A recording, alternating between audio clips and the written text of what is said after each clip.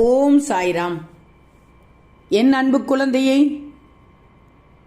மனதில் மகிழ்ச்சி உருவாக வேண்டுமென்றால் உணர்ச்சிகளை அடக்க பழகிக்கோ.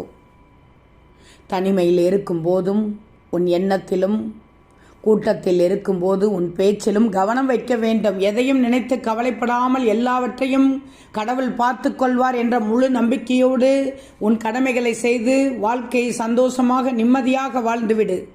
நான் இருக்கிறேன் தங்கமே. உனக்கு வாழ்க்கையில் ஒவ்வொரு நிகழ்வும் ஒரு அனுபவத்தை தந்து கொண்டே இருக்கிறது.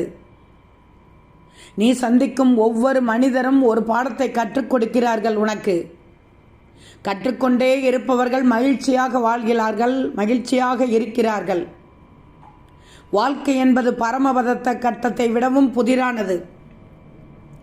எந்த ஏணி ஏற்றிவிடும், எந்த பாம்பு இறக்கிவிடும் என யாருக்கும் தெரியாது. அதை விடவும் எது பாம்பு எது ஏணி என கண்டு கொள்வதும் எளிதானதாக இல்லை. ஆனாலும் விளையாடிக்கொண்டேதானே இருக்க வேண்டும். எல்லா தானங்களுமே பிறரை வாழ வைக்கும். ஆனால் நிதானம் மட்டுமே உன்னையும் வாழ வைத்து பிறரையும் வாழ வைக்கும். யார் என்ன சொன்னால் என்ன தங்கமே, உன் வாழ்க்கை உன் கையில். வெற்றி தோல்வி எல்லாம் வாழ்க்கையில் முக்கியம்தான். ஆனால் அதைவிட உன் சந்தோஷம்தான் மிக மிக முக்கியம். யூகிப்பதை நிறுத்தினால் மகிழ்ச்சி கிடைக்கும். மற்றவர் தவறுகளை பெரிதுபடுத்தாமல் இருந்தால் சந்தோஷம். உன்னால் முடிந்த உதவிகளை செய்தால் ஆனந்தம்தானே தங்கமே.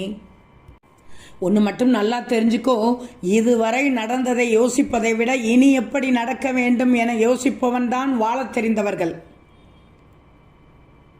வார்த்தைகளால் கொன்றுவிட்டு பிறகு மன்னிப்பு கேட்டு என்ன பயன்? வலிகள் குறையப் போவதில்லை.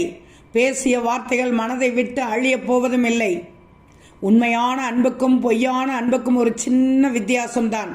உண்மையான அன்பு உன்னிடம் பேச நேரத்தை உருவாக்கும். பொய்யான அன்பு உன்னிடம் பேசாமல் இருக்க காரணத்தை உருவாக்கும்.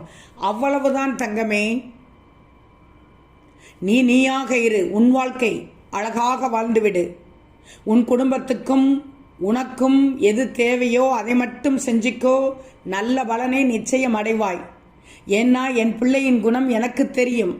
கவலைப்படாதே, நான் இருக்கிறேன் உனக்கு பக்கபலமாக. என்றும் துணையோடு உன் சாய் உன்னோடு இருப்பேன். ஓம் சாய்ராம்.